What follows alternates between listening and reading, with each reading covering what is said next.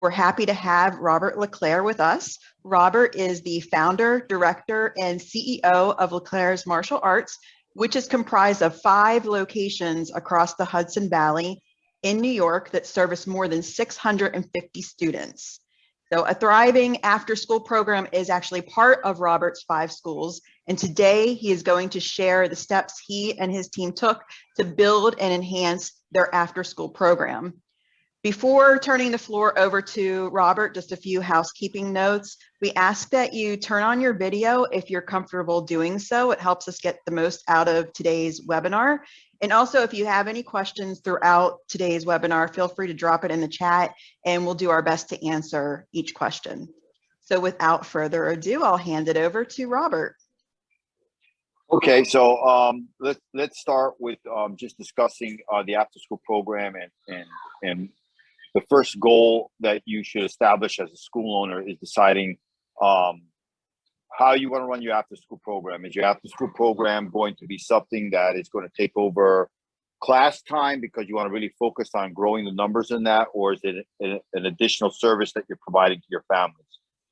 We chose to make it an additional service for our families at a slightly discounted rate of what they would pay to do after-school programs somewhere else in order to give them the service, so that way we would build on our retention in our program. So it's a little bit of a different thought process in the way we did it. A lot of schools, what they do is, and I've researched a lot of it, they run an after-school program and it's a significant income generator for their school. So that's one of the things that you want to kind of determine on how you want to run your after-school program, because then that will determine the numbers that you're going to look at. Because if you're doing larger numbers, then you're going to have to start thinking about additional staff that are going to supervise the kids in a little bit more of a focused curriculum in regards to the after-school program. And that would, again, require you to start thinking about how they're going to get their homework done, if you're going to provide them with assistance or anything like that. Also, as you're going through and researching your program, you're going to have to take a look at what your state or county guidelines are, because the state and county guidelines really determine if you're a child care or just an after-school program. Now, they could determine you as child care, like in New York State and Dutchess County. If a child is with you for 4 hours or more, you provide a snack and you help them with homework, you become child care. Then the health inspector comes in and you start dealing with all kinds of issues with that. If you work the program, that they bring their own snack and you say you're going to do your homework, and you have older kids that are in your program help the younger kids with their homework, and you're not assisting, you're just supervising, then it's just an after-school martial arts program, because in that program itself, you build a karate class. So then they go into a karate class right away at 4:15, let's say, and their parents are picking up at 5 or 6 or whatever the case, wherever you make your time frame.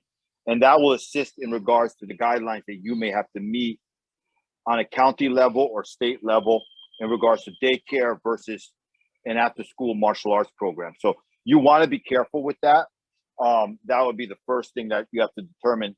Can you run the program without having to meet expectations of your county or health department guidelines? That I would tell everybody to make sure that you take a peek at that. So I get this question a lot, is where do they go to find out that information? Like which governing the health department.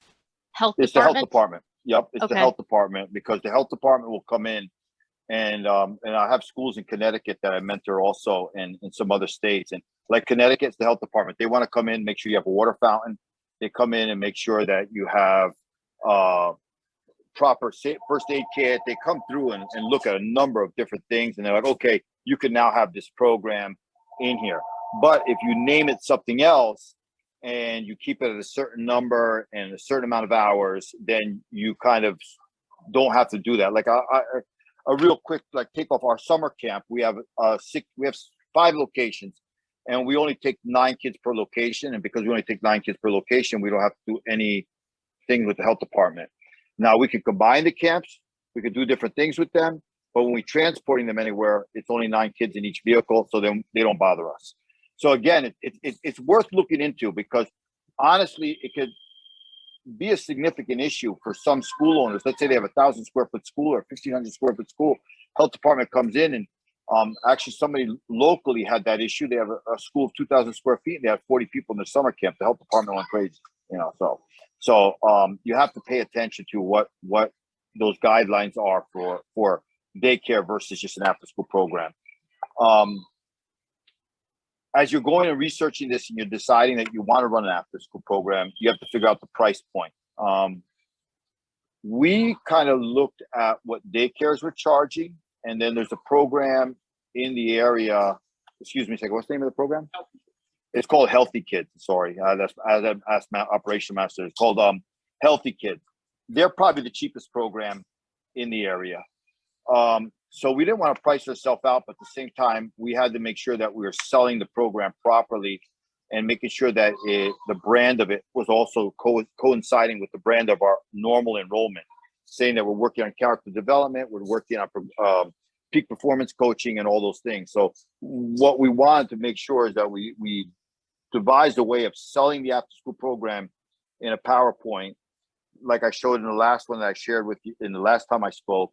We have trifolds that go along with it that kind of describe what we're going to get accomplished with their children, and that it's a very specialized program just for our students. And that will be another decision that school owners want to make. Do you want to open it up to all the community and public and maybe make a martial arts student out of it?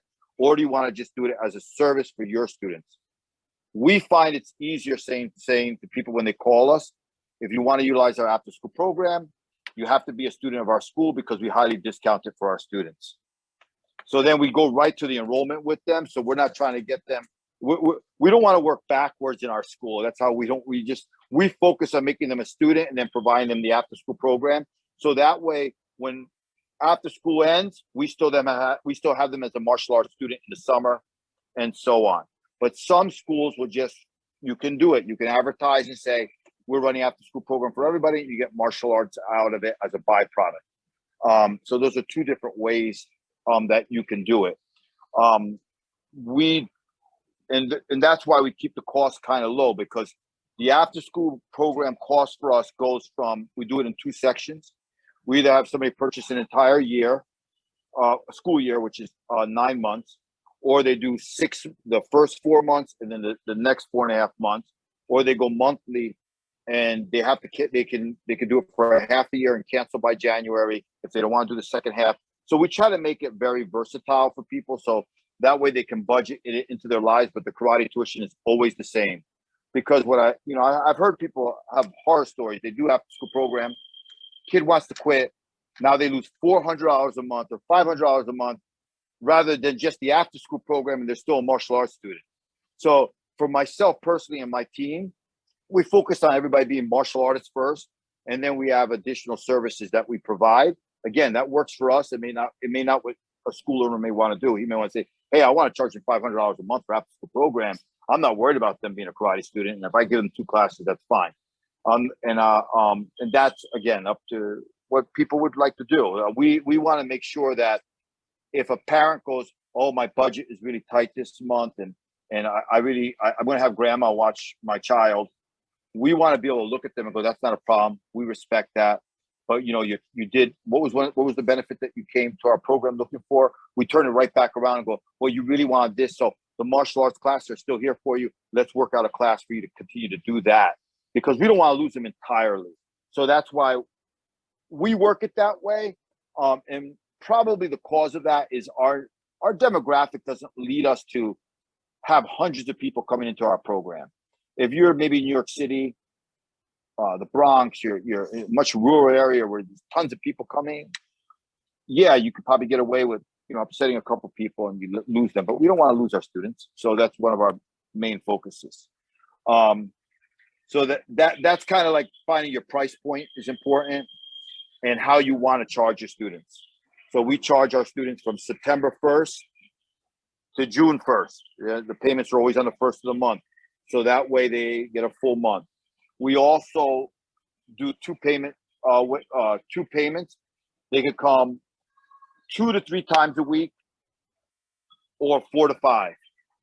And the reason we do that is we don't want to, again, as the school owners are worried about developing this program, they're going to worry about scheduling, pickups, and I'll get into that, drop-offs, and additional staff. And if you have somebody that you're picking up one time a week, believe me, that becomes a little bit of a challenge in staffing if it's a school that you're not really normally going to. And then your vehicle size and all that starts playing a factor if you're not getting dropped off. So we want to have a set group of people that, okay, we have this many people on 2 to 3 days a week. This is their schedule. 4 to 5 days a week. This is their schedule. And we don't move away from that. And we have those 2 price points for that. And then what the other thing you think about, including our price point, some people want half days of school. We pick up the kids at half days of school. They come to us. So they get an additional time. So the parents aren't stressed about what happens on a thing with a half day of school. The after school program still has a pickup because parents are still dependent upon that aftercare. So these are all things for that snow days or early release days and things of that sort. So one of the things that we put in our policy, we have a policy that they sign, and I'll send a PDF out to this to you guys. One of the things that we do is we have parents sign off that on snow days and early releases, we will not do pickups. Because it's hard to determine that. Because what happens is what let's say it's snowing out, you definitely don't want to put your staff in a van to go pick them up. And your school's probably going to close in that. Again, everybody's different. Everybody could do something a little different. And then half days of schools we do pick up because it's kind of like the care program for them. They need that. Days off of school, we have a completely different camp for that. We sell that as no days off. What do we call it? Master Chef is helping me. I think it's like we have a flyer that says no days off from school, no days off from karate or something like that. And it's a flyer and you can purchase the days of the school. So that goes additional on top of our after school program. So they pay for this. And then if they want that, it's kind of a la carte in regards to the child care. We do very well with the 2 programs financially, but I think our mainstay still is the martial arts. So this leads me to the pickups, which I think most school owners get really nervous about. So we purchased 2 vans early on, and we started the after school program in one of our locations just to start it out, to see how it would work with our younger staff members picking the kids up. And the first year, I will be honest with you, it was not so great. No one been into the after school program, and the van sat for almost one whole school year. And then probably the following year, it just blew up out of nowhere because now everybody knew had an idea. They were more prepared. So the following year, the after school program blew up. That both vans were full. We ended up expanding to suburban. And then we started finding out that some school districts will actually drop off to the karate schools for you, which is amazing because then that will reduce the amount of responsibility you have in driving the students in vehicles, and bringing them, and having staff leave your school to pick students up. Because I will tell you, you have to anticipate that your staff members are going to be out of the school for almost an hour and a half to 2 hours doing pickups. That's a long time for staff members to be out of the school at prime time from 3 o'clock or 2:30 all the way to almost 4:15. So you want to determine if your schools will do drop-offs for you at your facility, or if you'll be purchasing a van. And the other things you want to figure out is, are you going to pick up at all the schools, or are you going to tell your families, these are the schools that I'm going to choose, that we're offering the after school program. For us, we do offer it to all the schools, but then we got to our Poughkeepsie location, we can't. There's too many schools in that area. There's probably, I don't know, 7 or 8 schools, 9 schools. There's no way you can make your rounds to all the schools. Then you'd require 2 vans just for one facility, and that would be a challenge. So you want to kind of determine what is going to be in your wheelhouse. This year we did hire a driver to do all our elementary school pickups for Hyde Park, because we have just about 15 or 20 kids that we have to pick up. The middle school gets picked up by other staff members, and the high school gets picked up by other staff members. So we're able to just hire somebody to focus on that. Our Arthur'sburg location, we have drop off there. On our Red Oaks Mill location, we also have to do pickups, and it only requires the suburban right now, maybe a van sometimes. But again, the way it's all going to be kind of really feeling out on how you work your schedule with your staff to do it. It takes a little bit of research, not a whole lot. You just got to get where the schools are doing their dismissals, and then trying to figure out and just driving through it. And imagine you're picking them up and you have a line of parents in front of you, and then developing a relationship with the school, that they'll release the kids to you earlier, and having conversations with them. So when you don't have to wait in the line. Like one of the schools let us park somewhere special. We walk in, we get our kids, they have them all waiting for us. We walk out, the bus drivers get mad because we get to cut them, and we leave. But again, it's all about building rapport with the schools, so that way you can do your business, and you can get back to your school and do that. One of the other things that when you're doing the pickups, as we're talking about pickups, you're going to want to do, this is just a real basic sheet. It's not very difficult to make up. It's a permission slip with all the names of all the different staff members that may be driving on that particular day, or we may be moving around in schedule. So the schools already know who's allowed to come pick them up, and the staff members have their IDs and different things like that. You have to have all that in place, because you know the parents have to sign off on that sheet. That sheet has to go to the school, so it allows you to pick their children up. So that's pretty much most of the legwork in regards to the after school program, in regards to getting it, what you need to do to get yourself started. It's just about just making it happen. I think is just kind of jumping off the cliff a little bit, jumping into the deep end and starting to swim a little bit. And honestly, we ran an after school program when I wasn't even charging. I didn't even realize it when I first opened my school. I would pick kids up from school that were either having a problem, or they were a teenager that wanted to work for me, and they couldn't get a ride here. So I used to go over to the school and grab them, and I'd make them do their homework, and then I would make them teach for me, So we had an after school program years ago. I just didn't charge for it. They were just always here. So then, as we use it, to be honest with you, the after school program in some ways becomes a feeder for us. We have kids that are here literally 5 days a week, from 3 o'clock to 6 o'clock at night. Then they take class, then they take their master club, and then they're not leaving until 7:30. The parents are bringing them dinner, and they're in the bleachers eating their dinner so they can take another class. And those are the kids that are going to become my staff. So, that's how I look at it. So the after school program definitely is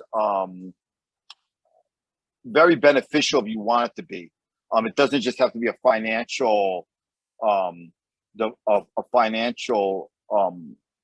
commitment just from the parents. It could be a commitment from us. Somebody just asked the other gentleman, David. So we have actually 3 different ways that we charge. We have monthly, or payment in full for 6 months, or for the entire year. For the monthly, 2 to 3 days, I think we just raised up to $299. Right, $249. I'm sorry, $249, and their tuition goes on top of that. So they would be paying total to the school every month. If they're not in the Master Club, $428. If they're in the 4 to 5 days, that's $299 plus the $179. If they're a Master Club, it's $189. So then it moves up to just around $500 for the family. That is comparable, and I want you to think about it this way. If somebody goes to an after-school program right now, I think it's $20 or $30 a day that a parent has to pay. At the end of the month, it's $500 that they're paying for after-school care. So I am getting that just in twofold. The first thing a parent's going to do if they're having really a difficult financially, they're going to find different aftercare. They'll get grandma, grandpa, aunt, uncle to take care of their child. So that's why we keep it separate from the karate program. So the member solutions we always send, we have 2 different programs for people. That's how we send it. We have their martial arts program we send to you guys. And then in September, we have an additional program that's their after school program. And then that way we can cancel the after school program if we have to. It just keeps them committed to their martial arts training, because some kids will age out in the after school program and you're not going to charge for them anymore. And then what do you do? If you just were a child care service for the parent, then you were just convenient to them, and then they're not committed to the program. And I don't want to be convenient to somebody. I want them to be committed to the program. So again, it's just different ways of looking at it. I'm not saying one way is better than the other. I do know some schools that are completely focused on after school program. They're very financially stable. They have 20 kids in the after school program. They pay their rent, they pay their vans with 20 kids. They focus on that, and their karate program is much smaller. Or they have 50 kids in their after school program. I'm good friends with Wesley Jenkins in Maryland. I think he has 15 vans, and he has 100 kids in his after school program. And he purchased his building. His after school program is enormous. And he's been doing that for about 15 years. And his karate program happens completely after the after school program. His classes don't start till 5, 6 o'clock till all those kids go home. So again, there's different ways of scheduling out how you want to run your program. So I'm not sure. I think I covered pretty much everything, unless anybody else can have any questions or add anything to the after school program or need anything. What I wanted to just kind of recap real quick, if I were somebody looking into this, the first question I probably want to ask myself is, what type of program am I interested in running? Right? Yeah. Is it Yes. for just my existing students? Is it for everybody? Do you want your program incorporated, your martial arts program incorporated into that, or not, separate? You're recommending separate because martial arts is a lifestyle, not an after school program, right? Yeah, exactly. Yes. So you want that the mentalities to be separate, but then once they decide that, their first step in looking into things should be with their local health department. Yes. Okay. All right. That's great information. I would go definitely to the health department because they're the ones who control anything to do with children, even summer camps. If somebody's out there doing summer camps and they haven't checked their health department, they should, because you know, and I always tell people, all my lessons that I share with people, and it's not based off of success, it's based off of failures. You learn from failures faster than you learn from success. One year, I don't know where I was on vacation somewhere. I don't know, I was somewhere nice. I know it was warm because Master Shepard called me. It's like, hey, I was lucky because I taught so many people. The guy goes, I know Master Leclerc, he was my instructor when I was a little kid, but I got to tell you guys, you know, you have 15 kids here, and, you know, the health department, they don't look too happy on 15 kids. Now, I don't need to do anything because I know Master Leclerc really well. Just tell him to give me a call so I could instruct him on how he should do it. So I was very lucky. So I called him right from wherever I was, and he was one of my students, and he goes, hey, man, lower your number down to 9, split them up. We won't bother you. You know, you see? So, yep. And then I just had to send an email every year, and they just send me an email. Hey, you running 9 again? I go, yes. And they leave me alone. And I've been doing that for over 20 years. And then what's really weird about I know I'm talking about summer camps, but when you run a summer camp and it's just martial arts and the kids aren't transporting anywhere, you can have as many as you want in your school. You can have 20, 30, 40, doesn't matter, because you're not transporting them anywhere. They're staying in the facility and they're doing only one activity. The minute you add additional activities, you are limited to only 9 in Dutchess County. So it pays to go to the health department and just check in with them. Don't be scared of them. A lot of them are willing to work with you. They want you to be successful. You just got to be willing to just say, hey, what do I need to do? And they'll help you, most definitely. That's fantastic. Yeah, it's very good information. And I think that's where most people I've worked with in the past 20 years struggle, is just the where to start, because it can very easily become overwhelming before you even get enough information.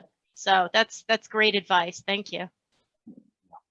I would tell them the quickest way for them to really start, honestly, is for them, if they really want to get something moving, to call the schools or their transportation department and find out if they'll drop off the kids to the school, because that would be the easiest. That would be the easiest thing for a school just starting out to say, hey, we're running an after school program and we've already contacted the schools. They will do drop off here, and you start it like that. Because, you know, when you start investing in a van and all those things, it's the insurance, it's the safety plan.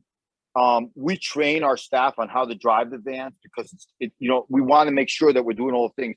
We have an actual laminated thing of instructions like a bus driver has that goes in our vans.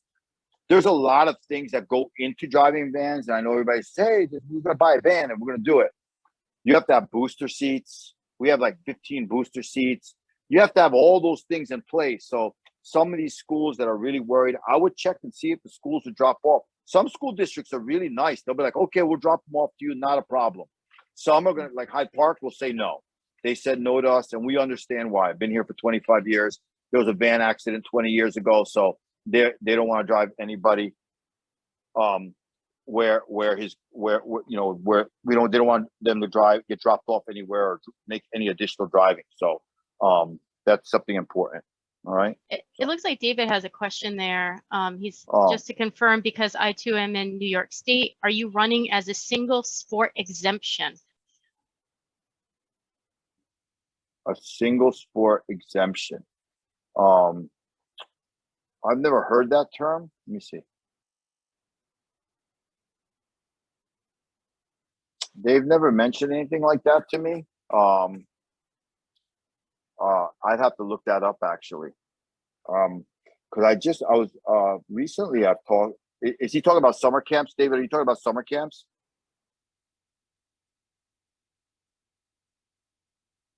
Because if he's talking about summer camps, then there is an exemption when you're running a single sport for summer camps, but not the after school program. But if you're running a summer camp that you're just doing martial arts, but if you do any other activity, if you bring them bowling, you're doing another act. You can unmute, David. Please do. Yeah, go ahead, Dave. Go ahead, David. Thank you, sir. I appreciate it.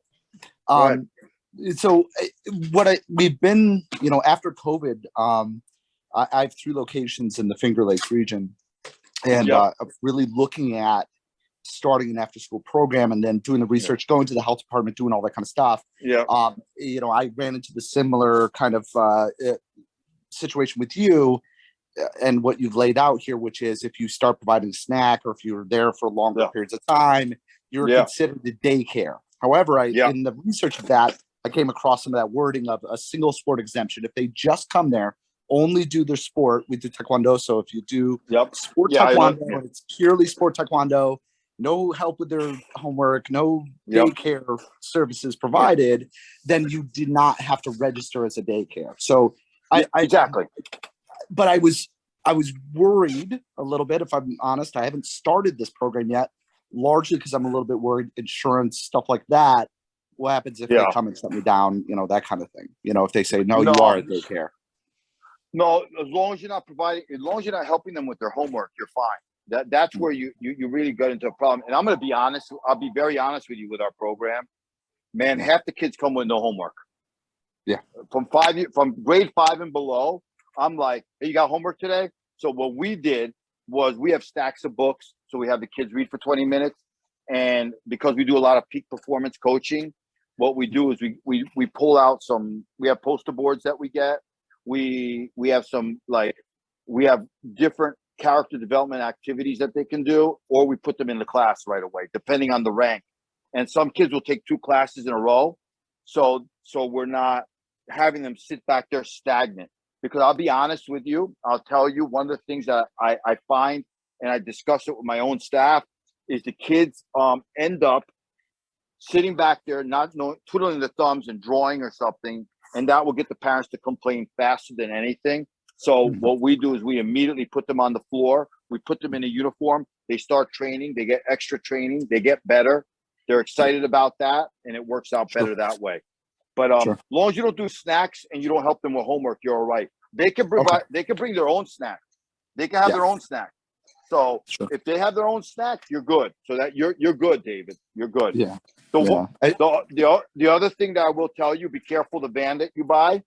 If you do buy a van, you're better off buying anything that is like a 12 passenger or 9 passenger or a Suburban. Otherwise, you get hit with having to deal with DOT. Yeah, they'll inspect your vans. Yeah, if it's like a 15 passenger, it's technically like a livery. Yeah. Yep. Yeah. And they'll come and they want to inspect it. And I had to go through that, and I had to answer some questions, and you have to be very specific in regards to that. You can't pick them up at their homes. You can't do X, you can't do Y, and then they leave you alone. So that's another kind of little thing to kind of remember. Yeah, sir. Okay. And on average in a location, how many do you find you have in your after school programs? Just on average numbers. Well, in our Hyde Park location, our student count's about 270, and we probably have on an average of 15 to 20 daily. Red Oaks Mills probably has a student count of about 130 students, and that location is probably 8 to 9, maybe 10. A location of 80 students, I think we have about 8. So they average. But again, I don't push it really hard. You know, we put our banner up in the right now in August. We'll put it up. We'll start doing signups, and it's definitely an additional service for our families. I really don't want to get caught up too deeply into the after school program. I have enough to manage with the 5 locations. We just opened up a 6th one that's a remote, and I really, to be honest with you, where we make a lot of our money in the end is our summer camps. And I think Master Shepherd brought a flyer back to me. We have the school year day camps, where it says, you know, and this is, so if you, I'll send a PDF. If you look, we put down all the dates that the school has a holiday. Yeah. And then the families can purchase 3 to 5 days. They could buy all the days. They could do 1 day camp for $85. And we get a ton of kids because parents are looking for that childcare during the school year. We have parents come and drop $4,000 or $5,000 for the whole school year. That they know that on Veterans Day, the kids are with us. They know on the Thanksgiving break, the kids are with us. On the Christmas break, the kids are with us. So that coupled with the after school program gives us a tremendous additional growth without having to water down our martial arts program where we make the majority of our money. And what I love to do, I love to teach martial arts. I don't really want to. My sons are 24 and 28. I'm done babysitting. So, yeah, you know, I'm with you. Yes, sir. Yeah, yes, you sir. know, so I'd rather teach. You know, so that's why I run my after school program the way I do it. Yeah. So there's different ways of raising your gross income with coupling with no school and after the day, you know, the after school program. You can work a couple things, so then the gross works in a different way, and then you get capital with those camps, basically. Yes, sir. You know. Thank you. I appreciate the information, sir. No, thank you. No problem. No, appreciate it. Awesome. Does anyone have any other questions before we wrap up?